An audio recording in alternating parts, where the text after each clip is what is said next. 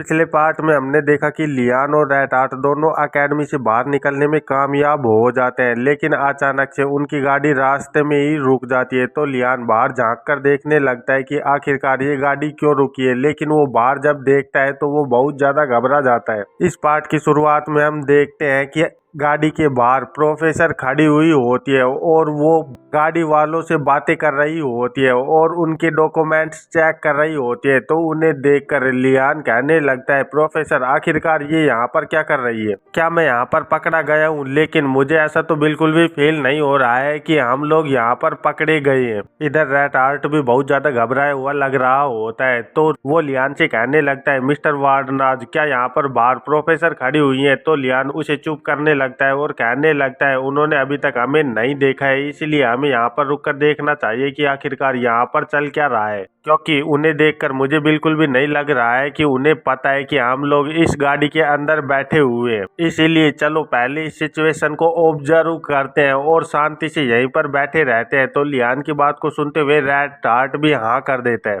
इधर लियान वापस से घूमकर प्रोफेसर की ओर देखने लगता है और सोचने लगता है, आखिरकार ये यहाँ पर कर क्या रही है, मुझे इस बारे में पता तो लगाना ही होगा। और हम देखते हैं कि प्रोफेसर अपने हाथ में एक कपड़े में बंधी हुई पोटली को पकड़े बैठी हुई होती है और धीरे धीरे कर कर उस पोटली को खोलने लगती है। तो हम देखते हैं कि उसके अंदर एक डब्बा रखा हुआ होता है। तो उसे देखते हुए प्रोफेसर अपने मन में ही पुरानी बातें सोचने लगती है, जब हेडमास्टर उससे बोल रहा होता है कि इंपीरियल ऑफिशियल बाहर तुम्हारा अकेडमी के इंतजार कर रहे होंगे, इसलिए इस सामान को तुम उन्हें पास कर देना। तो इस बात को याद करते हुए प्रोफेसर सोचने लगती है, सच में हर बार इन आर्टिफैक्ट को इस तरह से पास करना बहुत ज्यादा ट्रबलसम है। और ये सोचते हुए प्रोफेसर उन गाड़ी वालों को देखने लगती है जो कि प्रोफेसर को देखकर बहुत ज्यादा घबरा रहे होते हैं। तो प्रोफेसर उनकी ओर एक मुस्कुराहट देती है, लेकिन उसकी वजह से वो लोग और भी ज्यादा घबरा गए होते हैं। तो प्रोफेसर सोचने लगती है, सच में ये कितने ज्यादा डरपोक है, मैं चाहे इनके सामने कितनी ज्यादा ही स्माइल क्यों ना कर लूं,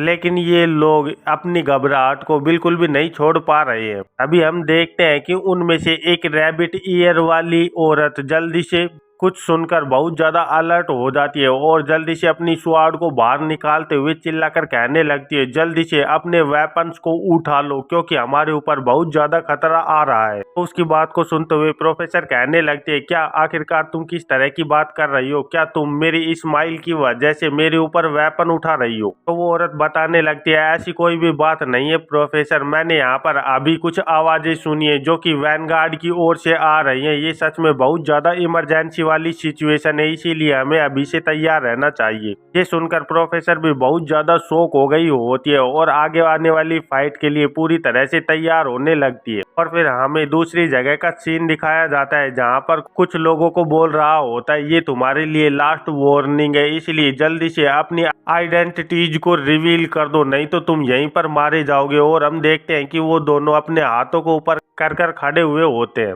और वो लोग अपने मुंह पर पट्टियां बांधे हुए होते हैं। तो उनमें से एक बोलने लगता है, आखिरकार तुम किस तरह की बात कर रहे हो, हम तो सिर्फ मर्चेंट है जो कि इस रास्ते से जा रहे थे। ये सुनकर उनमें से एक आदमी बोलने लगता है, क्या मर्चेंट, आखिरकार तुम किस तरह की बात कर रहे हो? ये सच में एक सीधा सा झूठ है, क्योंकि क्या तुम्हें ऐसा लगता है कि हमें बिल्कुल भी नहीं पता है कि तुम अपनी पीठ के पीछे वेपन छुपा कर रखे हो? उसकी बात को सुनते हुए वो आदमी अपने हथियारों को बाहर निकाल कर हंसते हुए कहने लगता है, सच में ये कितनी ज्यादा एक्स्ट्रा ऑर्डिनरी बात है कि इस एकेडमी के पोर्टर भी इतनी ज्यादा हाई सेंस रखते हैं। उस आदमी को इस तरह की हरकत करते हुए देखकर वो गाड़ी वाला चिल्लाकर कहने लगता है, क्या तुम लोग कॉम्बैट मर्सनरी हो या फिर कोई सोल्जर, जल्दी से अपने फॉर्मेशन में आ जाओ। तो दूसरा उसका साथी कहने लगता है, यस सर, हम अभी तैयार होते हैं। और देखते ही देखते सारे के सारे गाड़ी वाले अपनी अपनी क्रॉसबो को बाहर निकालकर फॉर्मेशन में खड़े हो गए होते हैं। तो तुरंत ही उन्हें दूसरा गाड़ी वाला ऑर्डर देता है, फायर। और अपना ऑर्डर मिलते ही वो लोग तुरंत ही अपनी क्रॉसबो से उन दोनों लोगों के ऊपर तीरों से बरसात कर देते हैं। इधर हम उन लोगों को देखते हैं जो कि उन तीरों को देखकर बिल्कुल भी नहीं घबरा रहे होते और तुरंत ही वो अपने एक मैजिक का यूज करने लगते हैं, जिसकी वजह से वो तीर जाकर उन लोगों के पास में रुक जाते हैं। तो वो आदमी हंसते हुए कहने लगता है, सच में तुम कितनी ज्यादा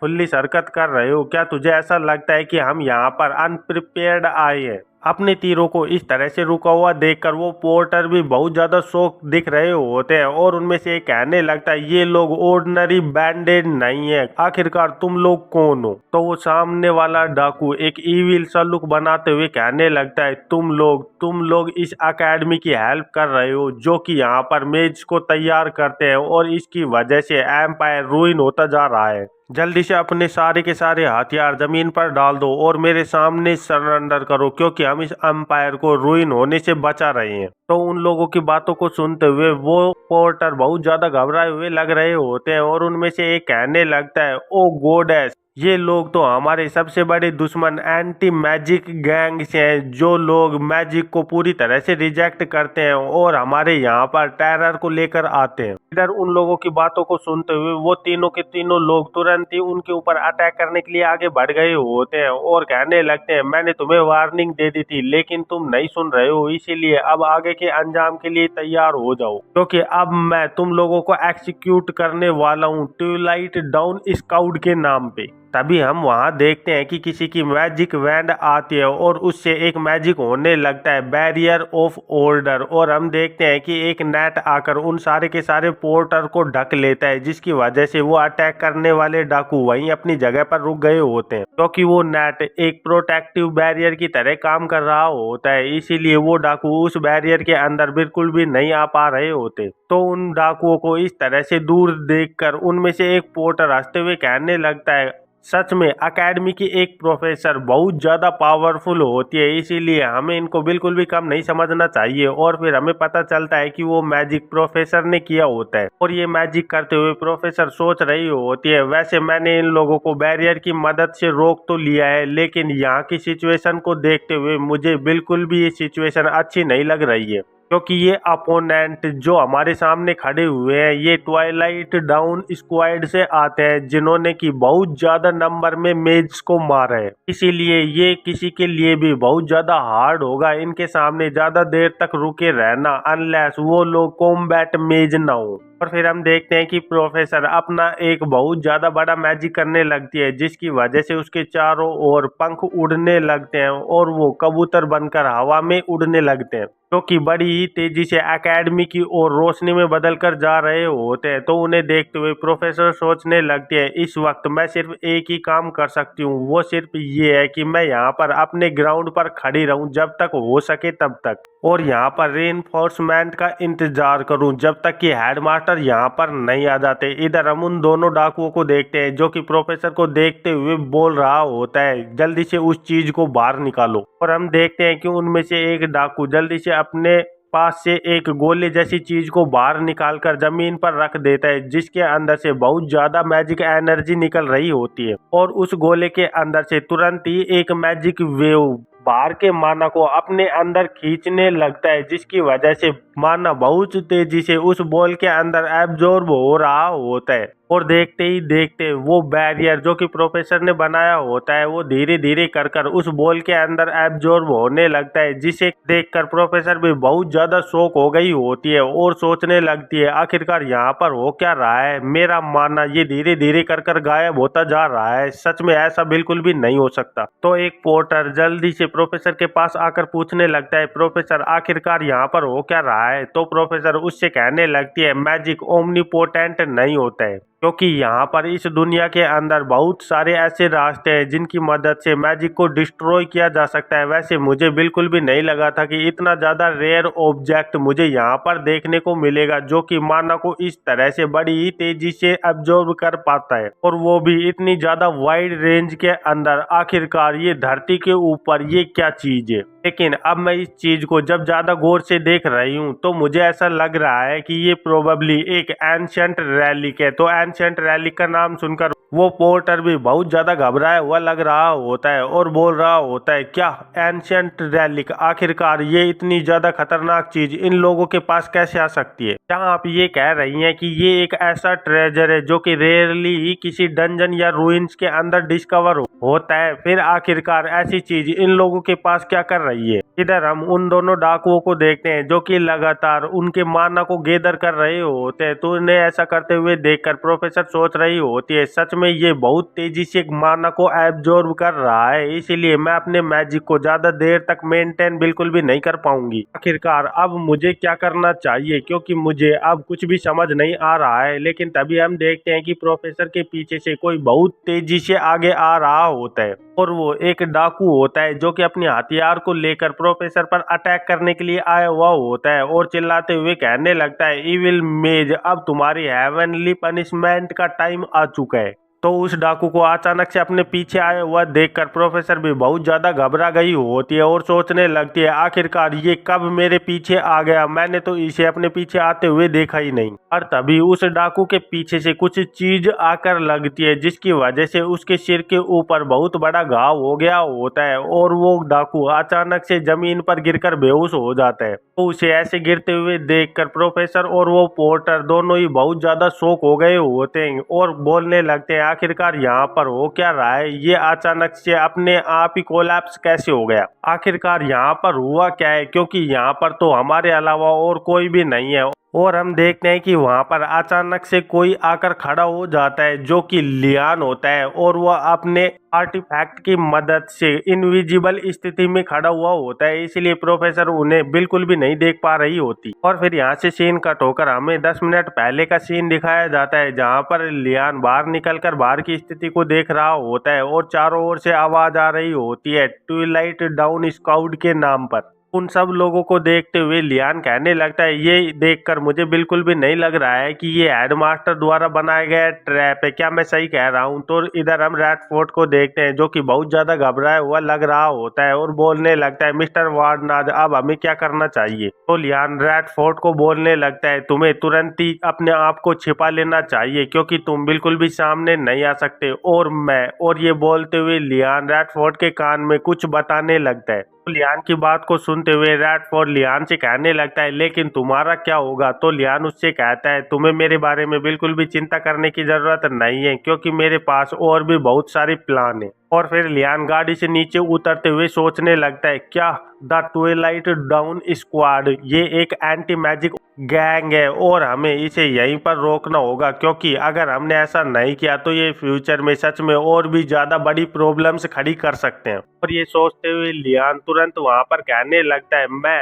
रात के अंदर छिप रहा हूँ। और ये बोलते ही लियान तुरंत वहां से गायब होने लगता है। फिर यहाँ से सीन कट होकर हमें प्रेजेंट का सीन दिखाया जाता है जहाँ पर प्रोफेसर और वो पोर्टर उस गिरे हुए डाकू को देख रहे होते हैं और प्रोफेसर बोल रही होती है, लेकिन मुझे तो यहाँ और कोई भी नहीं दिख रहा है। तो लियान गायब ही बोलने लगता है, प्रोफेसर ये मैं हूँ लियान। लियान की आवाज को सुनते हुए प्रोफेसर बहुत ज्यादा घबरा जाती है और अचानक से कहने लगती है, लियान आखिरकार तुम यहाँ पर क्या कर रहे हो, लेकिन उससे पहले आखिरकार तुम हो कहाँ पर। तो लियान प्रोफेसर को बताने लगता है, आप मुझे बिल्कुल भी नहीं देख सकती क्योंकि इस वक्त मैं आर्टिफैक्ट की मदद से इनविजिबल हूँ। ये सच में बहुत ज्यादा लॉन्ग स्टोरी है, इसीलिए मैं आपको इस बारे में बाद में बताऊंगा। प्लीज इस वक्त आप सिर्फ मुझे ऑर्डर दो कि आखिरकार अब हमें क्या करना चाहिए। लियान की बात को सुनते हुए प्रोफेसर कहने लगती है, हाँ तुम बिल्कुल सही कह रहे हो, ये बात करने का बिल्कुल भी सही वक्त नहीं है। और फिर सभी लोगों को बोलने लगती है, एवरीवन जल्दी से जल्दी अपने अपने वेपन्स को उठाकर तैयार हो जाओ।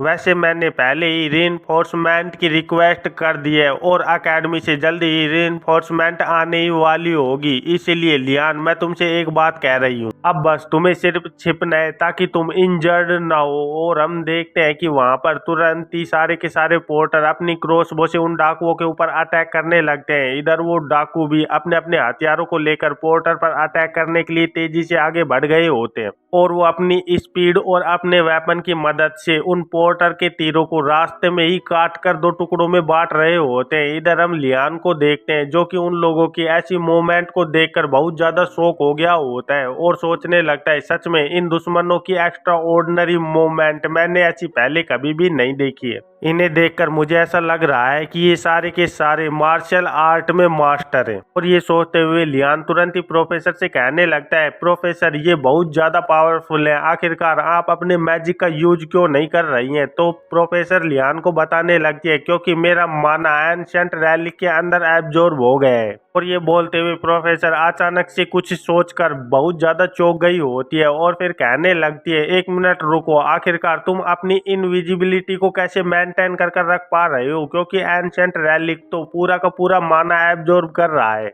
और फिर वो लियान की स्थिति को याद करते हुए कहने लगती है, ओह रुको, अब मुझे कुछ याद आया, तुम्हारे पास तो इतना ज्यादा माना है जो कि एक समुद्र की तरह है, इसलिए वो कभी भी खत्म नहीं हो सकता। और ये याद करते हुए प्रोफेसर बहुत ज्यादा खुश हो गई होती है और लियान से कहने लगती है, लियान प्लीज मुझे थोड़ा सा माना लैंड करो। ये सुनते हुए लियान तुरंत ही अपने हाथ को प्रोफेसर के हाथ में रख देता है और कहने लगता है, यस प्रोफेसर, मैं अभी करता हूँ। और हम देखते हैं कि लियान तुरंत ही अपने माना को प्रोफेसर के शरीर के अंदर ट्रांसफर करने लगता है, जिसकी मदद से प्रोफेसर के अंदर की माना की कमी पूरी तरह से दूर हो जाती है। और प्रोफेसर तुरंत ही अपनी पैटराज इंडिस्ट्रक्टेबल स्पेयर का यूज करने लगती है, जो कि एक आइस से बना हुआ बहुत बड़ा स्पेयर होता है। जिसे देखते हुए लियान भी बहुत ज्यादा शौक लग रहा होता है और वो सोच रहा होता है, सच में ये कितना ज्यादा पावरफुल मैजिक है, प्रोफेसर से ये मैं उम्मीद कर ही सकता था। इधर उस इतने बड़े स्पेयर को देखते हुए वो डाकू बहुत ज्यादा घबरा गए होते हैं और उनमें से एक बोलने लगता है, आखिरकार ये क्या चीज है। लेकिन वो स्पेयर बड़ी ही तेजी से उन डाकुओं की ओर बढ़ रहा होता है, तो वो डाकू उसे देखते हुए कहने लगते हैं, हमें तुरंत इसके रास्ते से हटना होगा क्योंकि ये यहीं पर आ रहा है। और हम देखते हैं कि उस स्पेयर का निशाना एंशंट रैलिक होता है और जैसे ही वो स्पेयर एंशंट रैलिक पर जाकर लगता है तो वहां पर बहुत बड़ा एक आग का धमाका होता है, जिसकी वजह से एंशंट रैलिक के ऊपर दरारें पड़ने लगती हैं और उसके अंदर से बहुत ज्यादा माना बाहर निकलने लगता है। और उसके बाद वहां पर एक और बहुत बड़ा धमाका होता है, जिसकी वजह से वो एंशंट रैलिक पूरी तरह से बर्बाद हो गया होता है। तो उसके अंदर भरा हुआ माना बाहर निकलने लगता है, जिसे महसूस कर प्रोफेसर कहने लगती है, यस मैंने ये कर दिया, मेरा माना वापस से मेरे पास आ रहा है, अब मैं अपने माना की मदद से दूसरी साइड को भी संभाल सकती हूँ। और फिर हम देखते हैं कि प्रोफेसर अपनी मैजिक वैंड की मदद से तुरंत ही एक मैजिक को कास्ट करने लगती है, जिसकी मदद से तुरंत ही एक लाइटनिंग से बना हुआ वुल्फ वहां से बाहर निकल कर आता है। और प्रोफेसर उसे ऑर्डर देते हैं कि तुरंत ही जाकर इन डाकुओं को खत्म कर दो। तो उस वुल्फ को इस तरह से अपने ऊपर अटैक करते हुए देखकर वो डाकू और भी ज्यादा घबरा जाते हैं और चिल्लाकर कहने लगते हैं, भागो, हमें यहाँ से तुरंत ही बचकर निकलना होगा। लेकिन इधर हम लियान को देखते हैं, जो कि कुछ महसूस कर बहुत ज्यादा शौक लग रहा होता है और सोचने लगता है, वैसे ये बहुत ज्यादा फेंट है लेकिन इनका माना कहीं ना कहीं तो बाहर निकल कर जा रहा है।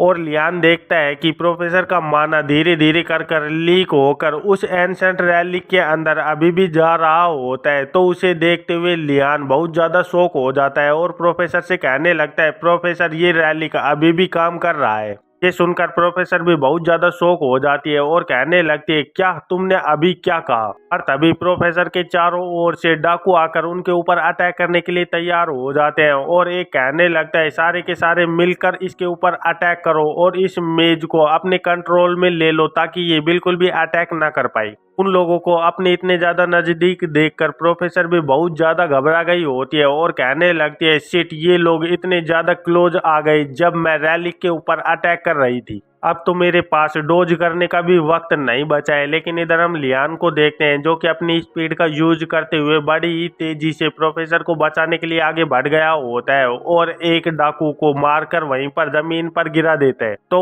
अपने साथी को इस तरह से जमीन पर गिरते हुए देखकर दूसरा डाकू बहुत ज्यादा घबरा जाता है और कहने लगता है, आखिरकार यहाँ पर हो क्या रहा है, ये अचानक से अपने आप ही जमीन पर कैसे गिर गया, क्योंकि इसके ऊपर तो हमने किसी को भी अटैक करते हुए नहीं देखा। तो उन डाकुओं का लीडर उनसे कहने लगता है, तुम सभी लोग शांत हो जाओ, क्योंकि मैं इस बात से पूरी तरह से श्योर हूँ कि यहाँ पर कोई ना कोई तो ऐसा है जो कि इनविजिबिलिटी मैजिक का यूज कर रहा है। और ये बोलते हुए वो तुरंत ही लियान के ऊपर अपना अटैक कर देता है, जिसको अचानक से होते हुए देखकर लियान भी कुछ भी नहीं कर पाता और बहुत ज्यादा चौंक जाता है। फिर अपने आप को संभालते हुए लियान सोचने लगता है, सच में ये कितनी ज्यादा क्रेजी बात है कि ये लोग एक ऐसे दुश्मन की तरफ रिएक्ट करने में कामयाब हो पा रहे हैं जिनको ये लोग देख भी नहीं रहे हैं। और यही नहीं, और ये सोचते हुए लियान उस सामने खड़े हुए उन डाकुओं के लीडर्स को देख रहा होता है, जिसके अंदर से बहुत ज्यादा इविल एनर्जी बाहर निकल रही होती है। तो उसे देखते हुए लियान सोचने लगता है, इस आदमी की एनर्जी मुझे बाकी लोगों से बहुत ज्यादा डिफरेंट लग रही है।